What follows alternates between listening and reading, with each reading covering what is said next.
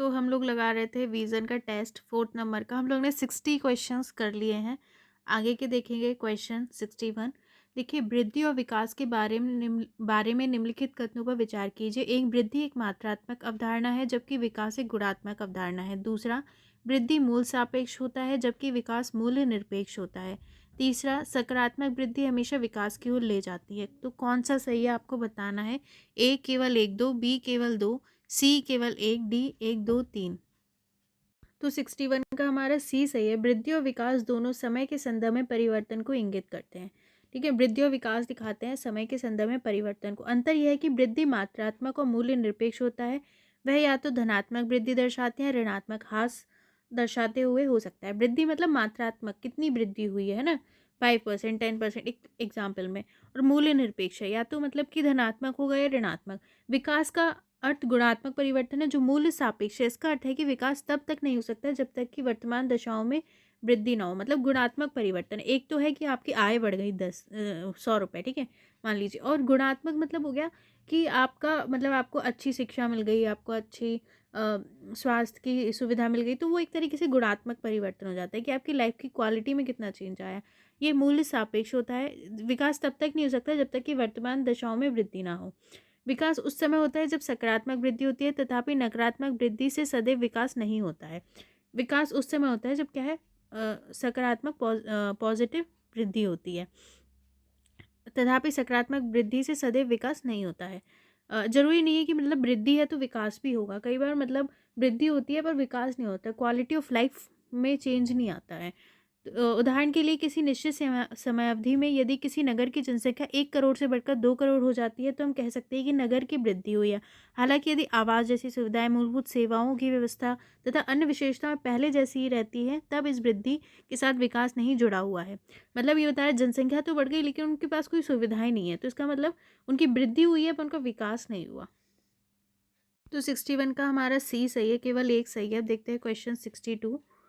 निम्नलिखित युग्मों पर विचार कीजिए। प्रमुख तेल क्षेत्र और देश। ठीक है, एक बरगान ईरान में, दूसरा शुगर लोफ ब्राज़ील, तीसरा काशगन वेनेजुएला।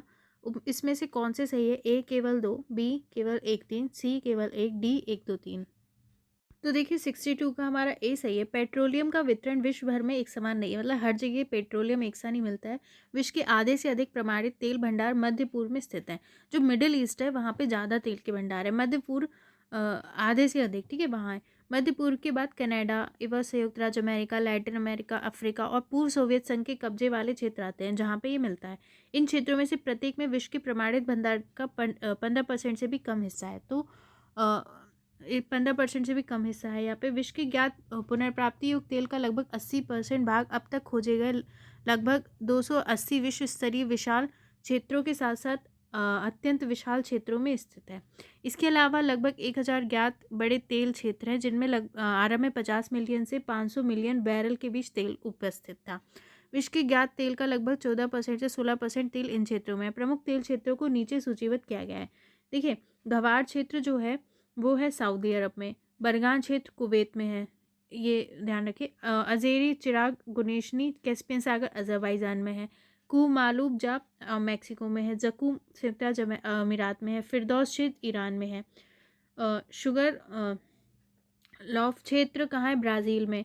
बोलीवर तटीय क्षेत्र है, वेनेजुएला। विश्व के 5 सबसे बड़े अपतटीय तेल क्षेत्र। सफानिया तेल क्षेत्र है फारस की खाड़ी सऊदी अरब में।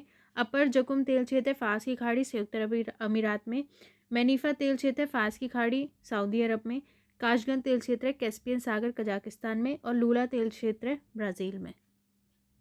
तो 62 का हमारा ए सही है, केवल दो सही है। ठीक है, हमने देखा जो काशगन है वो कजाकिस्तान में है, ठीक है, और जो बरगान है हमारा वो कुवैत में है। ठीक है, सिर्फ दूसरा सही है, शुगरलोफ ब्राज़ील में। अब क्वेश्चन 63 देखते हैं। चेन्नकेश्वर मंदिर हाल ही में सुर्खियों में था। यह स्थित है ए तमिलनाडु में, बी कर्नाटक में, सी आंध्र प्रदेश में, डी केरल में। 63 का देखिए बी सही है। कर्नाटक के चेन्नकेश्वर मंदिर में रथोत्सव परंपरागत कुरान पाठ के साथ शुरू हुआ। ठीक है, कहाँ पे है ये, कर्नाटक में, याद रखिए। हिंदू संगठनों ने इस अनुष्ठान को बंद करने की मांग की। उनका मानना है कि ये उनके धर्म के विरोध है। तो देखिए जो वहाँ का रथोत्सव है वो जो परंपरा है उसके अनुसार कुरान पाठ के साथ शुरू हुआ। तो जो हिंदू संगठन है उसने इसको बंद करने की मांग की क्योंकि उनके धर्म के विरोध है।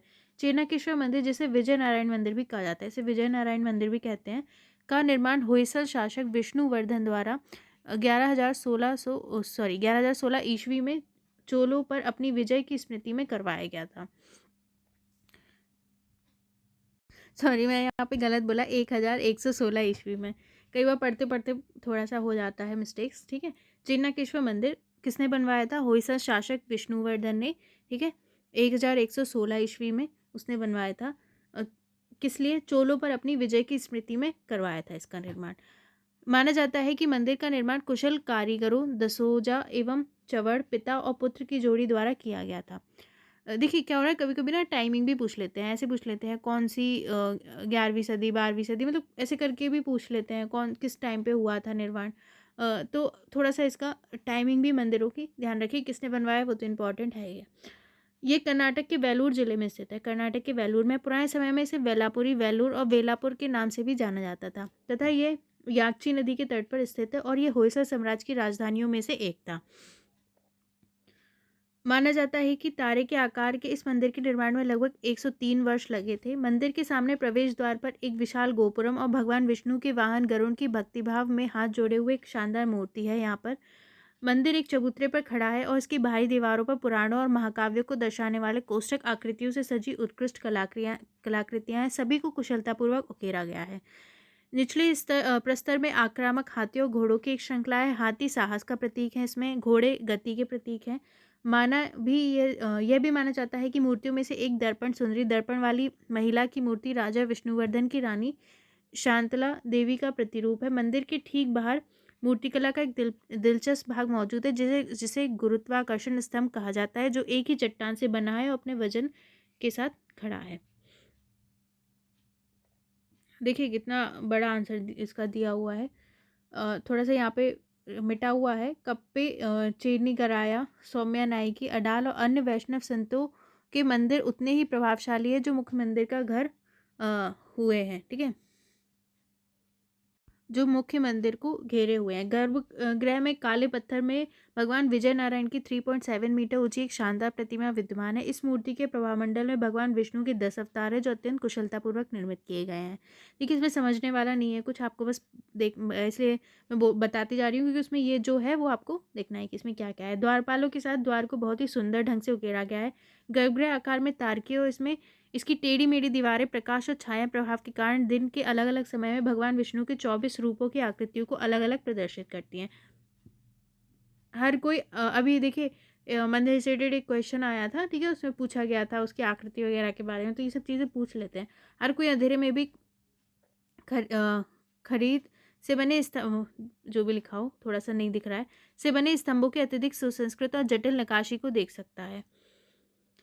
और कोई भी दो स्तंभ एक समान नहीं है। ऐसा लगता है कि नरसिंह स्तंभ को उसके अपने ही आधार पर घूमने के लिए बनाया गया था। स्तंभों में मोहिनी स्तंभ सबसे सुंदर है। इसमें एक अनूठा पहलू यह है कि कलाकार ने एक छोटी सी जगह खाली छोड़ दी है। ऐसा माना जाता है कि ये इससे बेहतर नक्काशी करने के लिए दूसरों को एक चुनौती, और यह भी संदेश देता है कि कला कभी नहीं मरती क्योंकि वह अनंत है। मंदिर को यूनेस्को के विश्व धरोहर स्थलों के तहत सूचीबद्ध करने का भी प्रस्ताव है।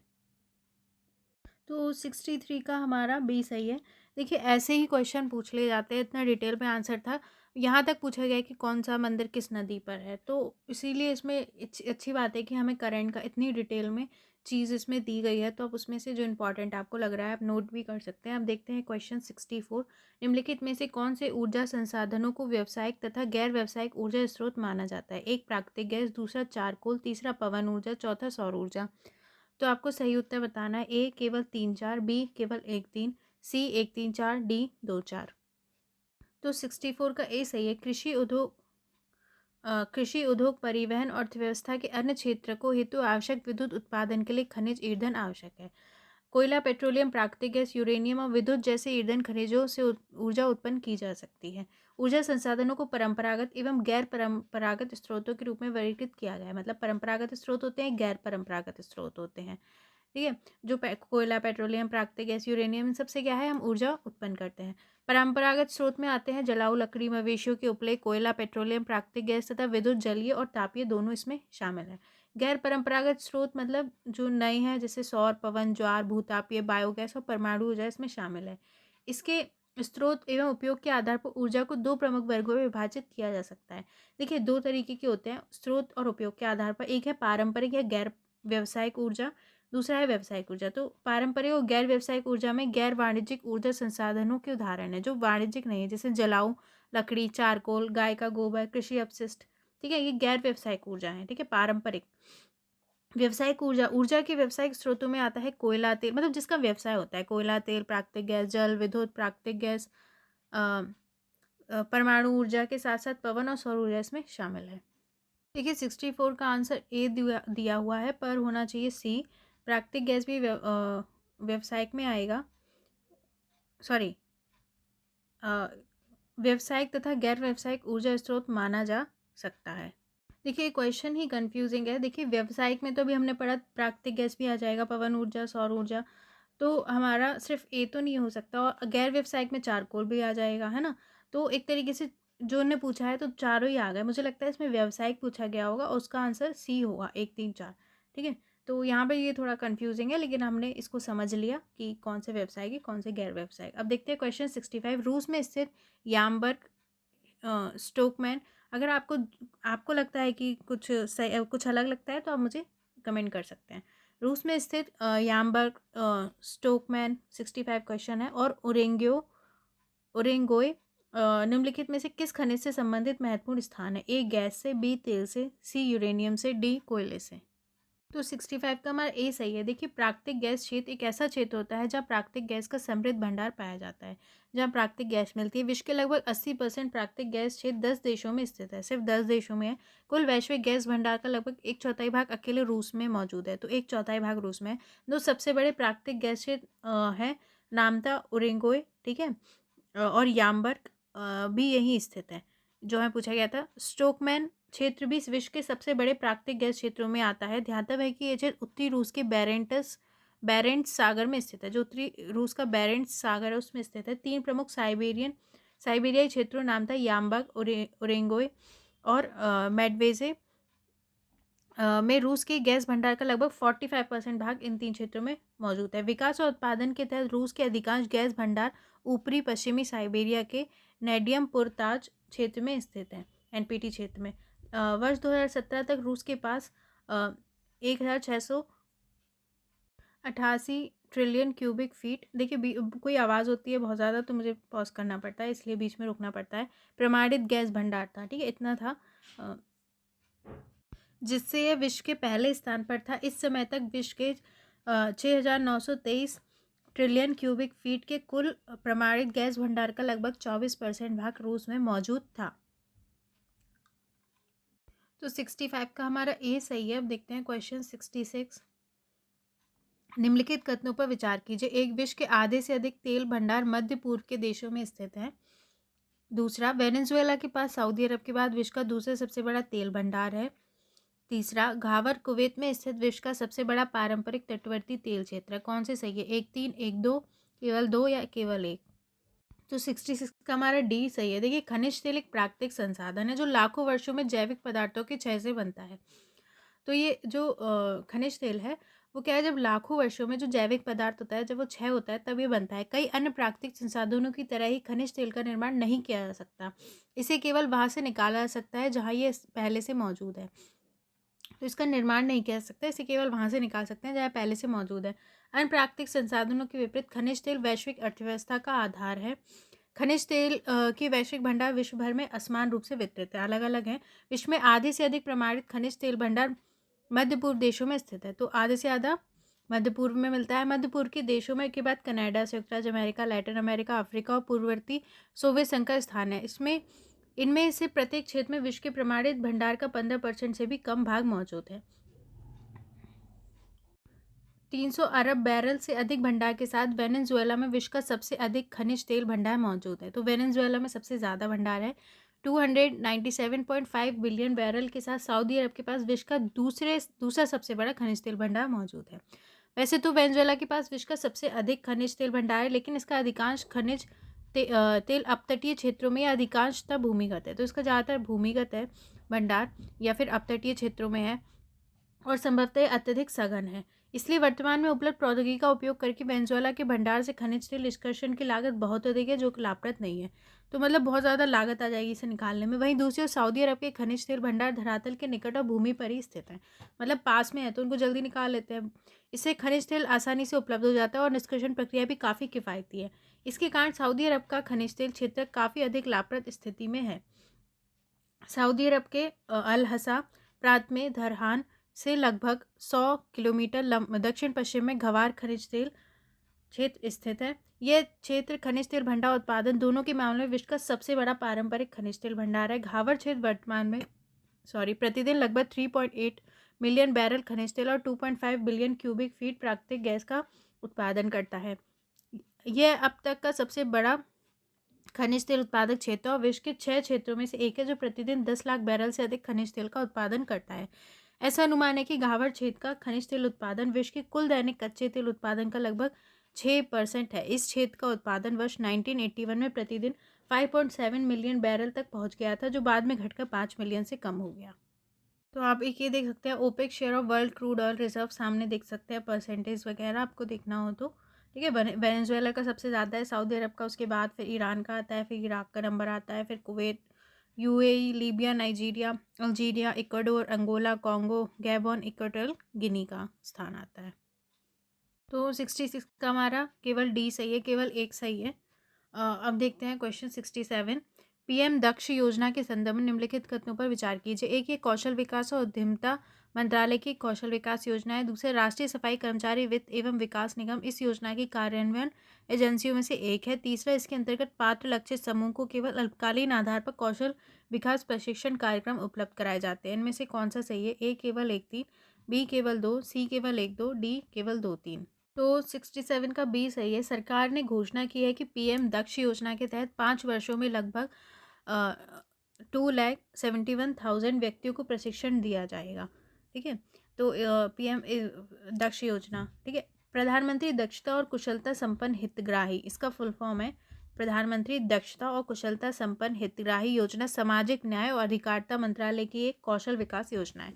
तो देखिए किसकी है? सामाजिक न्याय और अधिकारिता मंत्रालय की है। ये योजना वर्ष 2020-21 से क्रियान्वित की जा रही है। इसका उद्देश्य अनुसूचित जातियों, एससीज, अन्य पिछड़े वर्ग को, ओबीसीज और सफाई कर्मचारी आदि को निःशुल्क प्रशिक्षण प्रदान करना है। जो एससी हैं, ओबीसी हैं, सफाई कर्मचारी, उनको निःशुल्क प्रशिक्षण देना है। यह प्रशिक्षण अप स्किलिंग, रीस्किलिंग, अल्पकालिक प्रशिक्षण कार्यक्रम, स्वरोजगार पर फोकस, दीर्घकालिक प्रशिक्षण कार्यक्रम और उद्यमिता विकास कार्यक्रम के माध्यम से प्रदान किया जाएगा। ठीक है, तो इनको प्रशिक्षण दिया जाएगा। अर्थात एससी, ओबीसी और आर्थिक रूप से पिछड़े वर्ग, विमुक्त जनजाति, कचरा बीनने वाले, हाथ से मैला ढोने वाले, ट्रांसजेंडर और अन्य समाज श्रेणियों के हाशिए पर रहने वाले व्यक्ति, ये लोग इसके आहत होंगे। ठीक है, इसका कार्यान्वयन निम्नलिखित 3 निगमों के माध्यम से किया जाता है। 3 निगमों के माध्यम से इसका काम होता है, कार्यान्वयन होता है इसका। राष्ट्रीय अनुसूचित जाति वित्त एवं विकास निगम, राष्ट्रीय पिछड़ा वर्ग वित्त और विकास निगम, राष्ट्रीय सफाई कर्मचारी वित्त और विकास निगम से होता है। तो 67 का हमारा बी सही है, केवल 2 सही है। ठीक है, 1 और 3 गलत है। अब देखते हैं क्वेश्चन 68। भारत में कोयला भंडार उसके उत्पादन के संदर्भ में निम्नलिखित कथनों में कौन सा सही नहीं है पूछा है।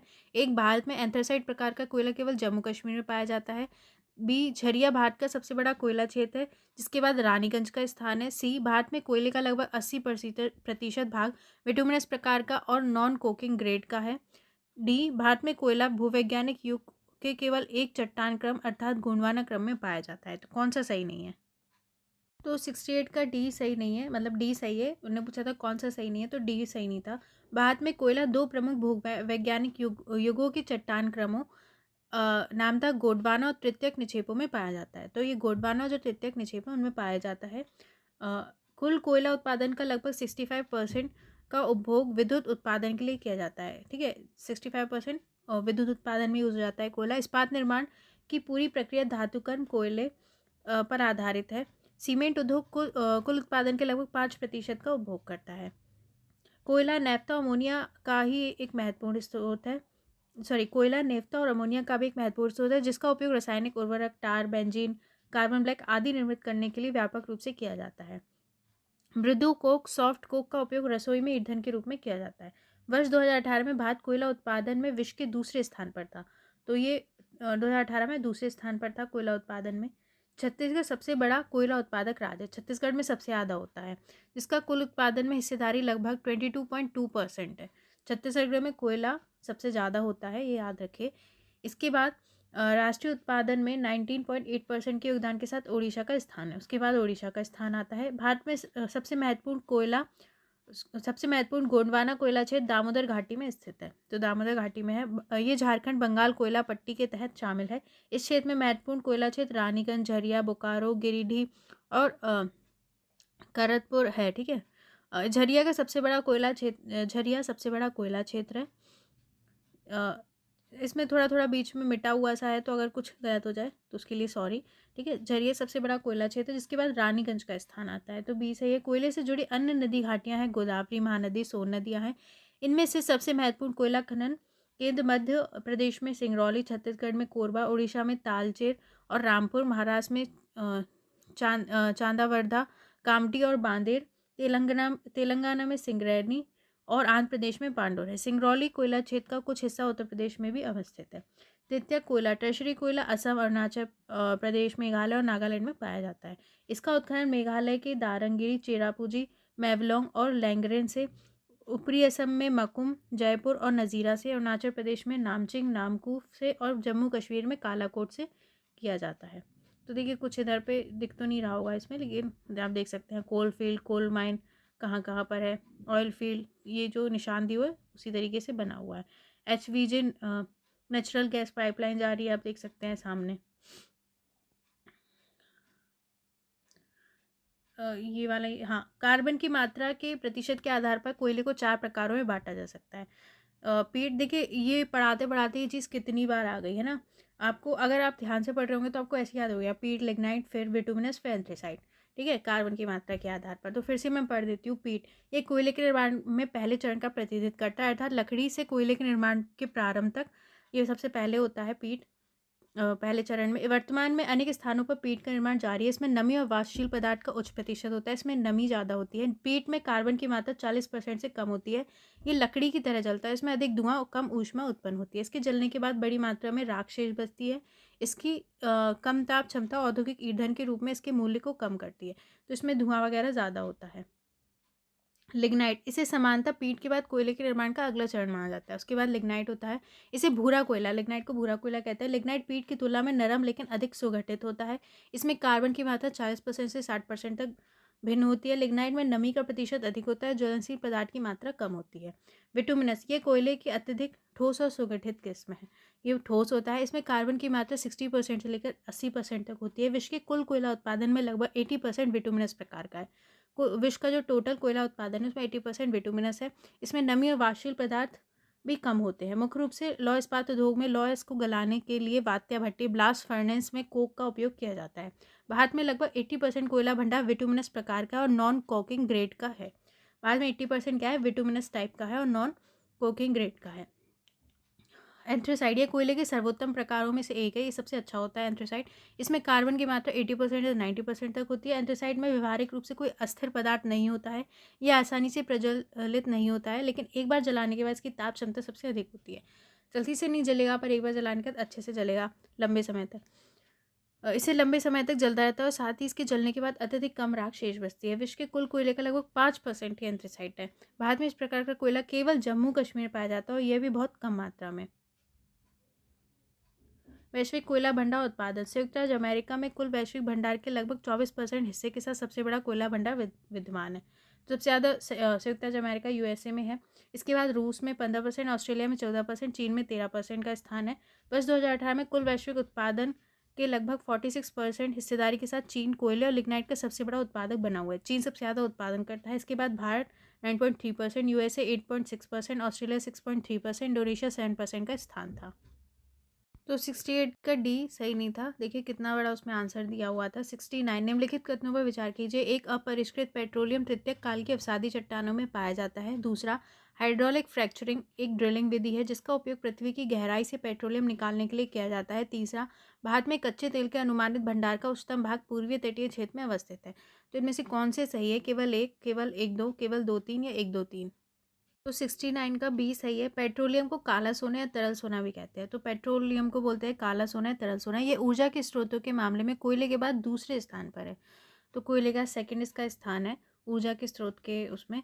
ये मृत जीवों समांतर प्राणी प्लवक जो होते हैं जूप्लैंक्टन और शैवाल के अवसादी चट्टानों के नीचे दबे जाने और उन पर उच्च ताप और दाब आरोपित होने की स्थिति में निर्मित होता है। तो जो भी जीव हैं मृत हो जाते हैं, प्लवक हैं, शैवाल है, वो क्या है, जब चट्टान के नीचे दब जाते हैं उन पर जब हाई प्रेशर और टेम्परेचर होता है तो फिर वो इसमें चेंज हो जाते हैं। अपरिष्कृत पेट्रोलियम तृतीयक काल टर्शियरी पीरियड के अवसादी चट्टानों में पाया जाता है। तो ये सही है।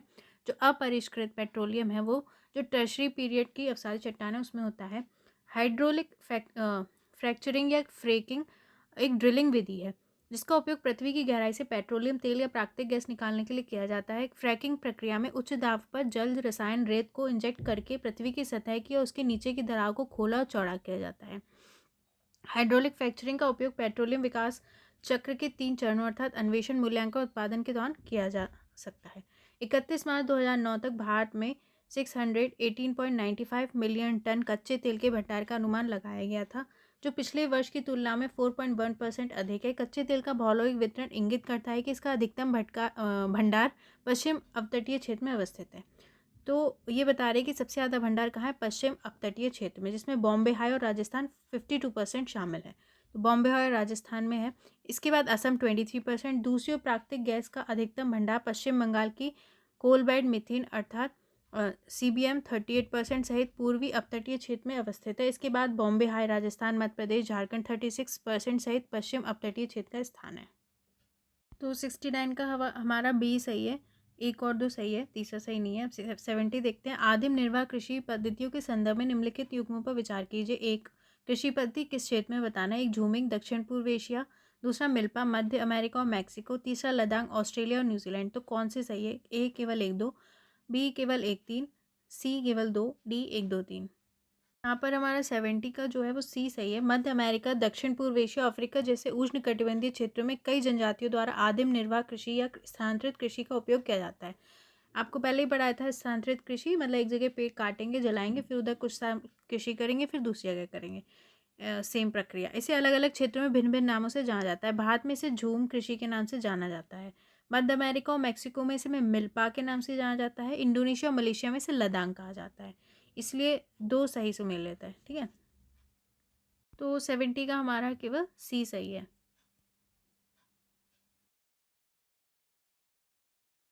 क्वेश्चन 71, स्विट्जरलैंड में अपने स्रोत से ये फ्रांस और जर्मनी की सीमा तक प्रभावित होती है एवं जर्मनी और नीदरलैंड से अववाहित होते हुए उत्तरी सागर में विलीन हो जाती है। उपयुक्त परिच्छेद में निम्नलिखित में से किस अंतर्देशीय जलमार्ग का वर्णन किया जा रहा है। ए डैन्यूब, बी मिसिसिपी, सी वोल्गा, डी राइन। तो यहाँ पर किस नदी की बात हो रही है आपको बताना है। तो देखिए 71 का डी सही है। राइन जलमार्ग। राइन नदी Switzerland, Germany, France, Belgium, Netherland जैसे औद्योगिक रूप से उन्नत देशों से होकर प्रभावित होती है। राइन नदी में रॉटरडैम से लगभग 870 किलोमीटर तक नौ संचालन संभव है। अपने उद्गम स्विट्जरलैंड से निकलकर ये फ्रांस जर्मनी की सीमा पर प्रभावित होती है। तो ये निकलती है स्विट्जरलैंड से और फिर जर्मनी और फ्रांस में बहती है। इसके बाद जर्मनी और नीदरलैंड से अववाहित होते हुए उत्तरी सागर में विलीन हो जाती है। इसके किनारे पर क्या है, स्ट्रासबर्न, फ्रांस, बॉन, कोलोन, डसेल्डोर्फ और रॉटरडैम जैसे यूरोप के मुख्य शहर यहाँ स्थित है। यहाँ जहाज द्वारा यात्रियों और पर्यटकों के अतिरिक्त औद्योगिक उत्पादों, कोयला खदानों से कार्गो लाए जाते हैं, जिसमें पिछले कुछ दशकों में काफ़ी वृद्धि देखी गई है। पर्यटकों के लाभ के लिए जहाज़ों को आधुनिक सुविधाओं से सुसज्जित किया गया है और इनका आवागमन भ्रंश घाटी की दोनों दिशाओं में किया जाता है। कोई भी व्यक्ति इस मार्ग के माध्यम से फ्रांस के वॉजेस और जर्मनी के ब्लैक फॉरेस्ट की प्राकृतिक सुंदरता का आनंद ले सकता है। इस जलमार्ग में प्रत्येक 20,000 से अधिक समुद्र में जाने वाले जहाज और 2 लाख अंतर्देशीय जहाज आवागमन करते हैं। तो अगर आपको इधर दिख रहा हो तो थोड़ा सा देख सकते हैं राइन रिवर। ठीक है, इसके बाद देखिए डैन्यूब नदी। रूस की वोल्गा नदी के बाद डैन्यूब यूरोप की दूसरी सबसे लंबी नदी है। तो वोल्गा यूरोप की सबसे लंबी है, उसके बाद डैन्यूब है। ये ब्लैक फॉरेस्ट से काला सागर तक मध्य और दक्षिण पूर्वी यूरोप के अधिकांश भाग से होकर प्रभावित होती है। मिसिसिपी नदी। मिसिसिपी नदी उत्तरी अमेरिका की दूसरी सबसे लंबी नदी है। साथ ही ये उत्तरी अमेरिकी महाद्वीप के दूसरे सबसे बड़े अववाह तंत्र की सबसे प्रमुख नदी है। धातव है कि उत्तरी अमेरिका का सबसे बड़ा अववाह तंत्र हडसन की खाड़ी का अफवाह तंत्र है? ठीक है, मिसिसिपी है हमारी अमेरिका की नदी। मिसिसिपी उत्तरी मिनेसोटा में इटास्का झील के अपने पारंपरिक उद्गम स्रोत से निकल समांतर दक्षिण की ओर की दूरी तय करते हुए मेक्सिको की खाड़ी में मिसिसिपी नदी डेल्टा तक प्रभावित होती है। वोल्गा नदी, वोल्गा यूरोप की सबसे लंबी नदी है। ठीक है, ये रूस में स्थित है। वोल्गा यूरोप की सबसे बड़ी लंबी है, याद रखिए रूस में है, और मध्य रूस से दक्षिण रूस तक प्रभावित होते हुए कैस्पियन सागर में ये विलीन हो जाती है। तो 71 का हमारा सही है डी। ठीक है, राइन नदी के बारे में यहाँ बात हो रही है। क्वेश्चन 72 देखते हैं। निम्नलिखित में से कौन से देश कुवैत के साथ भू सीमा साझा करते हैं? एक इराक, दूसरा ईरान, तीसरा सऊदी अरब, चौथा बहरीन, पांचवा कतर। तो नीचे दिए कोड का प्रयोग कर आपको सही उत्तर चुनना है। ए केवल 1 2 4, बी केवल 2 3, सी 3 4 5, डी 1 3। तो 72 का हमारा डी सही है। आप देख सकते हैं यहाँ पर आपको कुवैत दिख रहा होगा। ठीक है, इसमें देखिए, राजनीतिक संकट तेज होते ही कुवैत के प्रधानमंत्री ने त्यागपत्र दे दिया। ठीक है, डी सही है इसका हमारा। तो आप सामने देख सकते हैं, एक सऊदी अरब से, ठीक है, ये हमारा कुवैत है, तो एक ईरान से कर रहा है और दूसरा सऊदी अरब, दो से ये सॉरी इराक आपको सामने दिख रहा है और सऊदी अरेबिया। तो 72 का हमारा डी से है, केवल 1 3 सही है। ठीक है, इराक और सऊदी अरब से कर रहा है। अब क्वेश्चन 70 से देखते हैं। कोल बेड मीथेन CBM के संदर्भ में निम्नलिखित कथनों पर विचार कीजिए। यह प्राकृतिक गैस का एक अपरंपरागत रूप है जो कोयला निर्माण की प्रक्रिया के दौरान बनती है। दूसरा, चीन कोल बेड मीथेन के अन्वेषण उत्पादन में विश्व में अग्रणी बना हुआ है। तो इनमें से कौन से सही है? ए केवल 1, बी केवल 2, सी 1 और 2 दोनों, डी ना तो 1 ना तो 2। तो 73 का हमारा ए सही है। देखिए, कोल बेड मीथेन प्राकृतिक गैस का एक अपरंपरागत रूप है। ये प्राकृतिक गैस का एक रूप है जो कोयला निक्षेपों या कोयला संस्तरों में पाया जाता है। जो कोयला निक्षेप होते हैं उनमें मिलता है। CBM का निर्माण कोयलाकरण संयंत्र सामग्री के कोयले में बदलने अर्थात कोयला बनाने की प्रक्रिया के दौरान होता है। कोयला बनाते तब इसका निर्माण होता है। इसका उपयोग विशेष रूप से किस में होता है? सीमेंट में, रोलिंग मिलों, इस्पात संयंत्रों और मेथेनॉल उत्पादन जैसे उद्योगों में किया जाता है। हाल के दशकों में ये संयुक्त राज्य अमेरिका, कनाडा, ऑस्ट्रेलिया, अन्य देशों में ऊर्जा का एक महत्वपूर्ण स्रोत बन गया है। भारत के पास विश्व का 5वां सबसे बड़ा प्रमाणित कोयला भंडार है। जहां कोयला उपलब्ध है वहां लगभग किसी भी स्थान पर CBM पाया जा सकता है। संयुक्त राज्य अमेरिका, कनाडा, ऑस्ट्रेलिया, चीन और भारत में 15 बेसिनों में वैश्विक CBM उत्पादन कुल 5.8 अरब क्यूबिक फीट प्रतिदिन है। संयुक्त राज्य अमेरिका CBM अन्वेषण, आरक्षित भंडार उत्पादन में विश्व में अग्रणी देश बना हुआ है। तो भंडार उत्पादन में अमेरिका सबसे ऊपर है। वर्तमान में अमेरिका के लगभग 15 बेसिनों में वाणिज्यिक कोल बेड गैस का उत्पादन या अन्वेषण किया जा रहा है। हालांकि गैस की कम कीमतों के कारण यह गतिविधि काफ़ी धीमी हो गई है। लेकिन संयुक्त राज्य अमेरिका अभी भी लगभग 5 अरब क्यूबिक फीट प्रतिदिन पर डे का उत्पादन कर रहा है और लगभग 20 TCF कुल उत्पादन के साथ ये शीर्ष पर बना हुआ है। ठीक है, प्रमुख उत्पादक क्षेत्र पाउडर नदी, सैन जुआन, ब्लैक वॉरियर, मध्य अपलेशियन, रेटन और यूटा बेसिन है। संयुक्त राज्य अमेरिका के अन्य महत्वपूर्ण अन्वेषण या उत्पादन करने वाले क्षेत्रों में चेरोकी, अरकोमा, इलिनॉइस, हेना, गल्फ कोस्ट और ग्रेटर ग्रीन रिवर बेसिन शामिल है। चीन जो है वो और भारत में CBM उत्पादन अधिक चुनौतीपूर्ण भूगर्भिक स्थितियों, अच्छी उत्पादकता निम्न होने के कारण संघर्ष कर रहा है। ठीक है, तो भारत में और चीन में क्या है, जो भूगर्भिक स्थितियाँ हैं वो चुनौतीपूर्ण है और अच्छी उत्पादकता निम्न है उसमें। तो 73 का हमारा ए सही है, दूसरा सही नहीं है। अमेरिका है सबसे आगे। 74 देखते हैं। भारत में उगाए जाने वाले मोटे अनाजों के संदर्भ में निम्नलिखित कथनों पर विचार कीजिए। एक, राजस्थान देश में ज्वार का प्रमुख उत्पादक है। दूसरा, ज्वार को खरीफ और रबी दोनों ऋतुओं में बोया जा सकता है। तीसरा, बाजरा बलुई मृदा, उथली काली मृदा में अच्छी तरह से उगाया जा सकता है। तो कौन से कथन सही है? ए केवल 1 2, बी केवल 2 3, सी केवल 3, डी 1 3। तो 74 का हमारा बी सही है। देखिए, देश के कुल बोए गए क्षेत्र में 16.5% भाग में मोटे अनाज बोए जाते हैं। इनमें ज्वार प्रमुख है। मोटे अनाज में आता है ज्वार, जो कुल बोए गए क्षेत्र के 5.3% भाग पर बोया जाता है। ये दक्षिण और मध्य भारत के अर्धशुष्क क्षेत्रों में की प्रमुख खाद्य फसल है। जो मतलब थोड़ा सूखा क्षेत्र है उधर की दक्षिण और मध्य भारत के जो अर्धशुष्क क्षेत्र है वहाँ की प्रमुख खाद्य फसल है। महाराष्ट्र अकेला ऐसा राज्य है जो देश के आधे से अधिक ज्वार का उत्पादन करता है, इसलिए एक सही नहीं है। तो महाराष्ट्र सबसे ज़्यादा ज्वार का उत्पादन करता है। ज्वार का उत्पादन करने वाले अन्य प्रमुख राज्यों में कर्नाटक, मध्य प्रदेश, आंध्र प्रदेश, तेलंगाना शामिल है। ज्वार को दक्षिण राज्यों में खरीफ और रबी दोनों ऋतुओं में बोया जाता है। तो जो खरीफ और रबी दोनों ऋतु में बो सकते हैं। प्रमुख उत्तर भारत में खरीफ की फसल है और मुख्यतः चारा फसलों के रूप में उगाया जाता है। तो उत्तर भारत में खरीफ की फसल है। विंध्याचल के दक्षिण में ये वर्षा आधारित फसल है और यहाँ इसकी उत्पादकता कम है। ज्वार को खरीफ और रबी फसल दोनों के रूप में उगाया जाता है। खरीफ फसल के रूप में यह उन क्षेत्रों में उगाया जाता है जहाँ मासिक औसत तापमान 26 डिग्री सेल्सियस से 33 डिग्री सेल्सियस तक होता है। ठीक है, वहाँ पर ये खरीफ फसल के रूप में उगता है। अपने वर्धन काल के दौरान इसे लगभग 30 सेंटीमीटर वर्षा की आवश्यकता होती है। ज्वार को देखिए दोमट और बलुई मृदा सहित विभिन्न प्रकार की मृदा में उगाया जा सकता है। दोमट और बलुई मृदा होती है। ठीक है, ज्वार की कृषि के लिए चीका, रेगुर, काली मृदा और जलोढ़ मृदा सबसे उपयुक्त है। भारत के पश्चिम और उत्तर पश्चिम भागों में गर्म और शुष्क जलवायु में बाजरा बोया जाता है। जो गर्म और शुष्क क्षेत्र हैं वह बाजरा बोते हैं। ये फसल इस क्षेत्र में शुष्क दौर को और सूखा सहन करने में समर्थ है। ये लगभग 40 से 50 सेंटीमीटर वर्षा और लगभग 25 डिग्री सेल्सियस से 30 डिग्री सेल्सियस के तापमान वाले क्षेत्रों में उगाया जाता है। बाजरा बलुई मृदा, उथली काली मृदा में अच्छी तरह से उगाया जाता है बाजरा।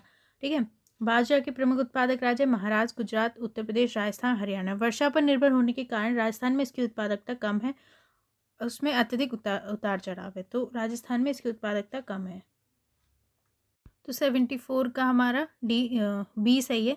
दूसरा तीसरा सही है। राजस्थान देश में ज्वार का प्रमुख उत्पादक नहीं है, महाराष्ट्र। दूसरा तीसरा हमारा सही है। 75 देखते हैं क्वेश्चन। रैमजेट इंजन प्रौद्योगिकी के संदर्भ में निम्नलिखित कथनों पर विचार कीजिए। एक, ये वाहन के अग्रगति का उपयोग कर आने वाली वायु को घूर्णी संपीड़क की मदद से दहन के लिए संपीड़ित करता है। दूसरा, यह हाइपरसोनिक गति पर कुशलतापूर्वक संचालित होता है और सुपरसोनिक दहन की अनुमति प्रदान करता है। तो कौन से सही है? केवल एक, केवल दो, एक दो दोनों, ना तो एक ना तो दो, बताना है।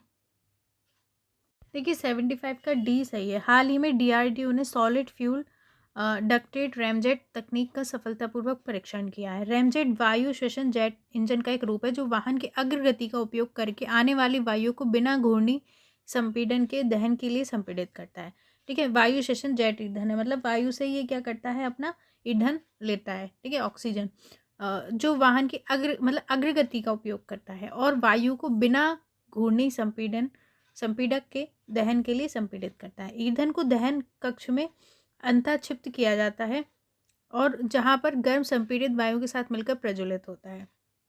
रैमजेट चालित वाहन को सहायता प्राप्त उत्प्रस्थान की आवश्यकता होती है। जैसे जैसे जैसे एक रॉकेट के लिए उत्प्रस्थान हेतु त्वरित गति आवश्यक होती है, जहां इसे प्रणोदक उत्पन्न करना होता है। देखिए रैमजेट सुपरसोनिक गति लगभग मैक 3 ध्वनि की गति से 3 गुना, मैक 3 मतलब ध्वनि की गति से 3 गुना ज़्यादा में सबसे अधिक कुशलता से काम करता है। ठीक है, सुपरसोनिक गति है, याद रखिए। और मैक 6 की गति तक संचालित कर सकता है, मैक 3 से मैक 6 तक। हालांकि ये वहाँ हाइपरसोनिक गति तक पहुँच जाता है तो रैमजेट की दक्षता कम होने लगती है। तो दो सही नहीं है। स्क्रैमजेट इंजन रैमजेट इंजन का एक बेहतर रूप है। जो स्क्रैमजेट इंजन है वो रैमजेट का एक बेहतर रूप है जो कि कुशलता से हाइपरसोनिक गति में प्रचलित होता है। तो ये जो स्क्रैमजेट है वो क्या है, हाइपरसोनिक गति में अच्छे मतलब कुशलता से चल सकता है और सुपरसोनिक दहन की अनुमति देता है। इसलिए ये सुपरसोनिक दहन रैमजेट और स्क्रैमजेट के रूप में जाना जाता है।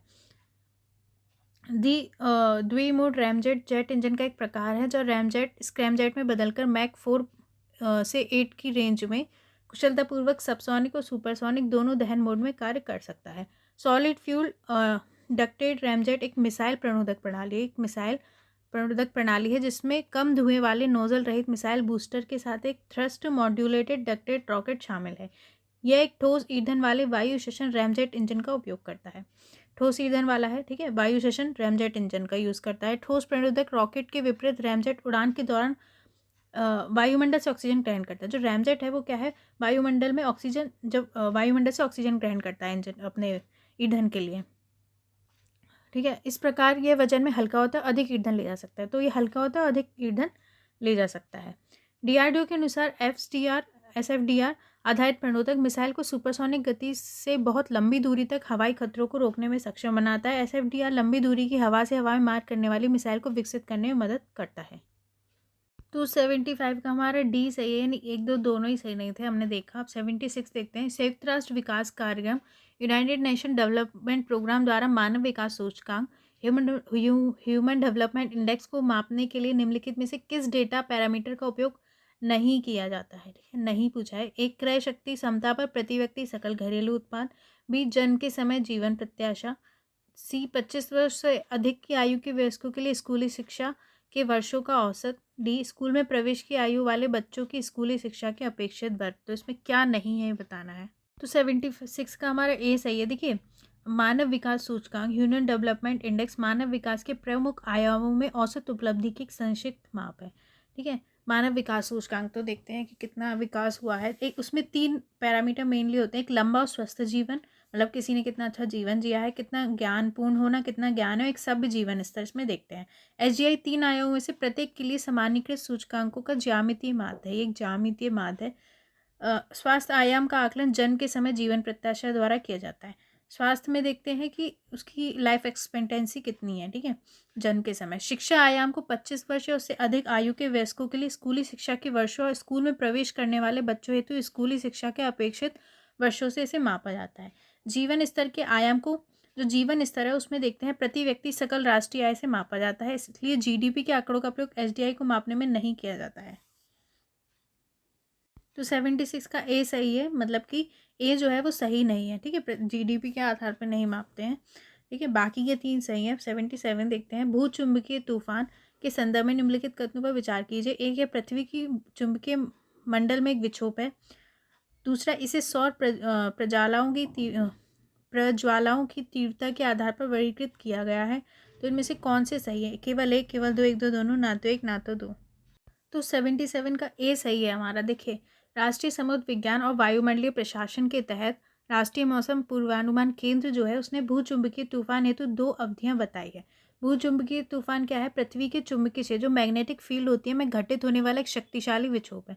अर्थ की जो मैग्नेटिक फील्ड है उसमें एक विक्षोभ है। यह अनेक गतिविधियों, तकनीकी प्रणालियों, महत्वपूर्ण अवसंरचनाओं के लिए समस्या उत्पन्न करता है।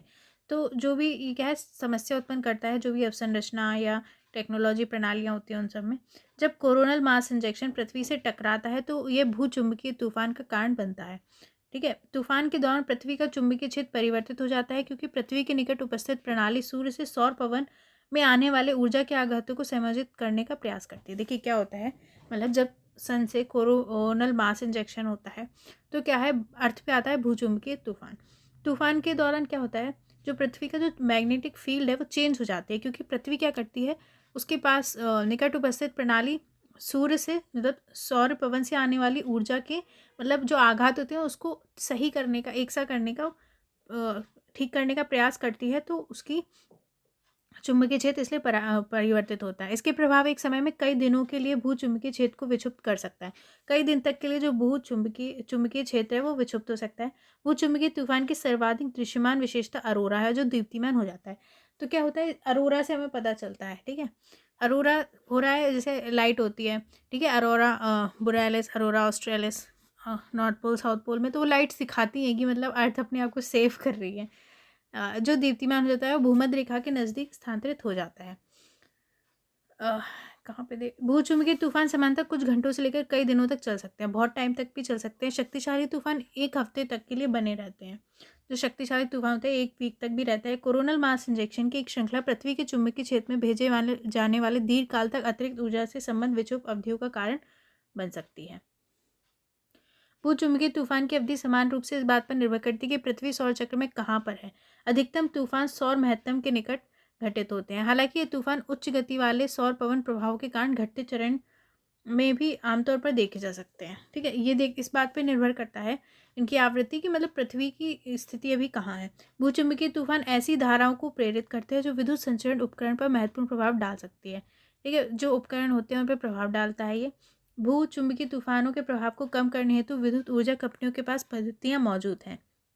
जीएमएस को DST disturbance storm time index में परिवर्तनों द्वारा परिभाषित किया जाता है। ठीक है, DST disturbance storm time index कुछ मैग्नेटोमीटर स्टेशनों से ली गई माप के आधार पर चुंबकीय भूमध्य रेखा पर पृथ्वी के चुंबकीय क्षेत्र के क्षैतिज घटक के वैश्विक औसत परिवर्तन का अनुमान लगाता है। भूचुंबकीय तूफान की तीव्रता को कई अलग अलग तरीकों से सूचित किया जाता है, जिसमें के इंडेक्स, ए इंडेक्स, जी स्केल शामिल हैं।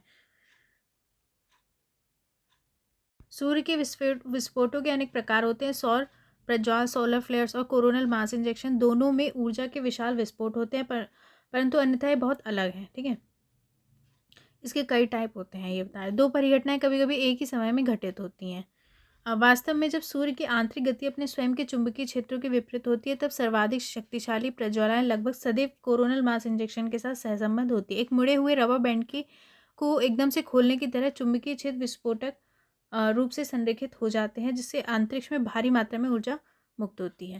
ठीक है, जैसे एक रबर बैंड को एकदम से खोलते हैं, इस तरीके से क्या होता है, चुंबकीय क्षेत्र विस्फोटक रूप से संरेखित हो जाते हैं, बहुत सारी ऊर्जा निकलती है। परिघटना प्रकाश की आकस्मिक चरम एक सौर प्रजाल सृजित कर सकती है। प्रज्वालाओं का अस्तित्व कुछ मिनटों से घंटों तक हो सकता है। उनमें वही अति बृहत मात्रा में ऊर्जा उत्पन्न होती है, बहुत ज़्यादा ऊर्जा निकलती है। प्रकाश की गति से यात्रा करते हुए प्रकाश को सौर प्रज्वाल से पृथ्वी तक पहुंचने में 8 मिनट लगते हैं। चुंबकीय विकृति एक अलग तरह का विस्फोट भी उत्पन्न कर सकती है और सौर पदार्थ को अंतरिक्ष में पहुंचाती है। ये कोरोनल मास इंजेक्शन है, जिसे CMEs कहते हैं।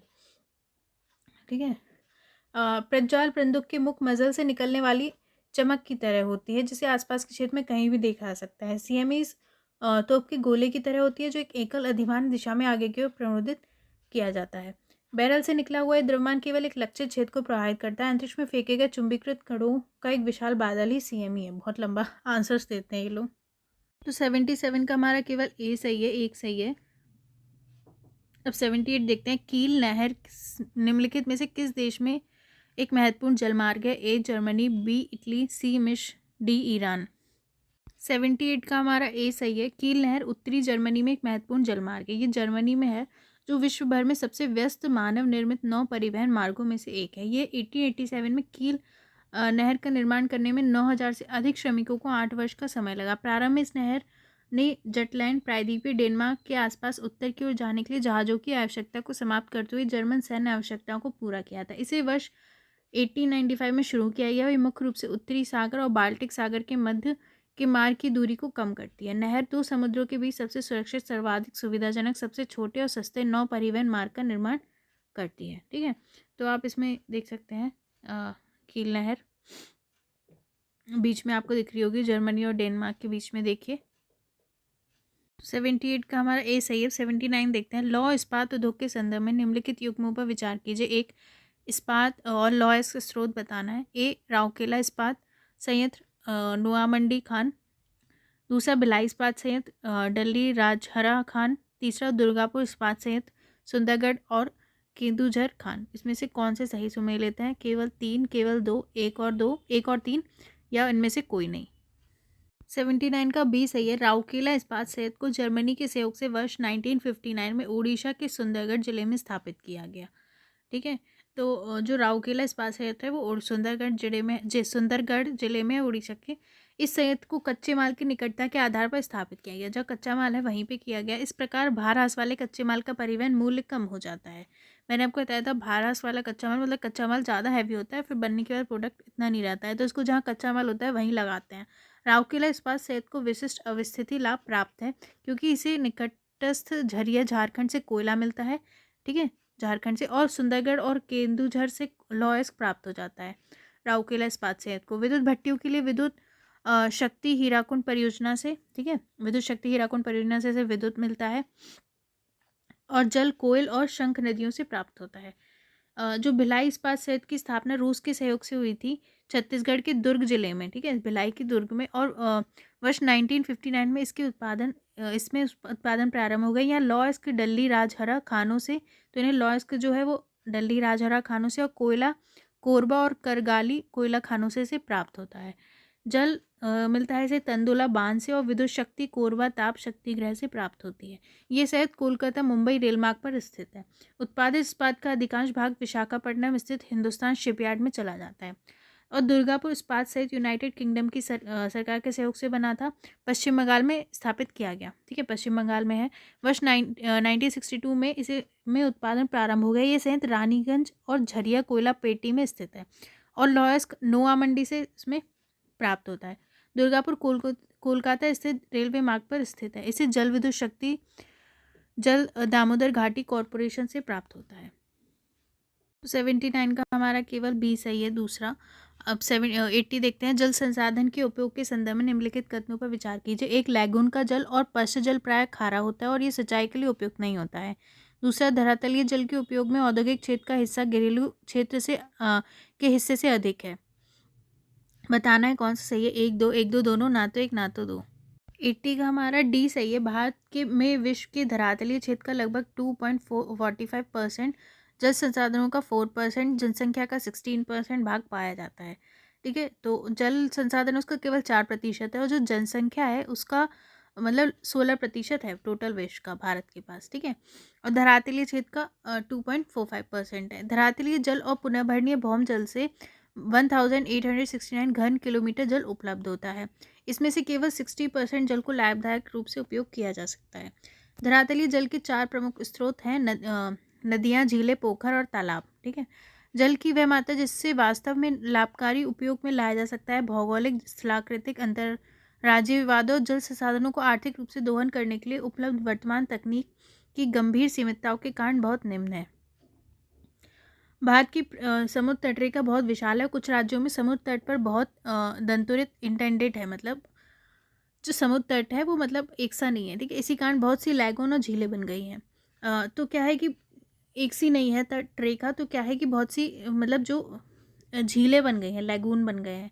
ठीक है, केरल, उड़ीसा, पश्चिम बंगाल में लैगून और झीलों में बड़े धरातलीय जल संसाधन है। इनमें बहुत सारे जल संसाधन है। यद्यपि समानतः इन जलाशयों में खारा जल होता है, इनमें खारा जल होता है जिसका उपयोग मछली पालन, चावल की कुछ निश्चित किस्मों, नारियल आदि की सिंचाई में किया जाता है। इसमें खारा जल होता है जो सिंचाई के जिसका उपयोग क्या करते हैं, मछली पालन, चावल की कुछ किस्में जो खारा पानी सहन कर ले, नारियल आदि की सिंचाई में करते हैं। कृषि में अधिकांश धरातलीय और भौमजल का उपयोग किया जाता है। ज़्यादातर हम जो पृथ्वी के अर्थ के नीचे जो भूमि के नीचे जो जल है उसका यूज़ करते हैं। इसमें धरातलीय जल के 89% और भौमजल के 92% का उपयोग होता है। जबकि भौगोलिक क्षेत्र का हिस्सा एक सेकेंड। तो जबकि औद्योगिक क्षेत्र का हिस्सा मतलब जो औद्योगिक क्षेत्र है उसका हिस्सा धरातलीय जल के उपयोग का 2% और भौम जल के उपयोग का 5% तक सीमित है। तो बहुत कम परसेंटेज यूज़ करते हैं। घरेलू क्षेत्र के सबसे ज़्यादा कृषि में होता है जल यूज़। घरेलू क्षेत्र के हिस्से में भौम जल की तुलना में धरातलीय जल का उपयोग अधिक 9% होता है। तो जो घरेलू क्षेत्र है उसमें भौम जल की तुलना में धरातलीय जल होता है, उसका यूज़ होता है। कुल जल उपयोग में कृषि क्षेत्र का हिस्सा अन्य क्षेत्रों की तुलना में बहुत अधिक है। यदि भविष्य में विकास के साथ देश में औद्योगिक और घरेलू क्षेत्रों की हिस्सेदारी बढ़ने की भी संभावना है। तो 80 का हमारा यहाँ पे डी सही है। ठीक है, एक और दो दोनों ही सही नहीं है। तो बाकी के क्वेश्चन हम नेक्स्ट वीडियो में देखेंगे। तो आपके अगर सही ज़्यादा नहीं भी हो रहे हो तो डिसपॉइंट नहीं होना। देखिए क्या होता है, हमें अपनी फीलिंग्स को कभी कभी हमें लगता है हमसे नहीं होगा, हम नहीं कर पाएंगे, तो कभी कभी हमें अपनी फीलिंग्स को संभालना पड़ता है। ठीक है, तभी हम आगे बढ़ पाते हैं। हमें अपनी फीलिंग्स को संभाल के कंटिन्यू वर्क करना है, तभी हम किसी भी फील्ड में जीत पाएंगे। ठीक है, तो आपका दिन अच्छा हो। Thank you, bye.